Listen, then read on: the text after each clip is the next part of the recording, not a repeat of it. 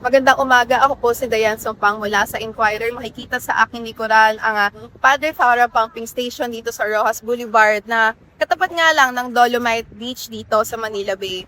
Ininspeksyon ngayong araw ni DPWH Secretary Vince Dizon ang pumping station na ito at kanyang binahagi na napag-alaman daw niya earlier this year na ang tatlong pumping station sa Rojas Boulevard kasama na nga ito at ang Remedios at Abad pumping stations ay sira raw for a year already dahil sa bulto ng basura na na-accumulate sa loob ng mga pumping stations. Sinabi rin ni Dizon na ngayong araw ay natapos ng ayusin itong pumping station at kinarify niya na hindi mawawash out ang Dolomite kung sakali magbuga na ito ng tubig baha. Inaasahan nga raw matapos by first week of July ang dalawa pang pumping station. Sinabi rin niya na since 2024 daw ay hindi nakakonekta sa Meralco ang tatlong pumping stations at umaasa nga lang sa generator. Kung kaya sabi niya by end of June ay makakakonekta na sa Meralco at tatlong pumping station na ito. Sinabi rin niya na mag-uusapan kung MMDA or Manila LGU ang maasahang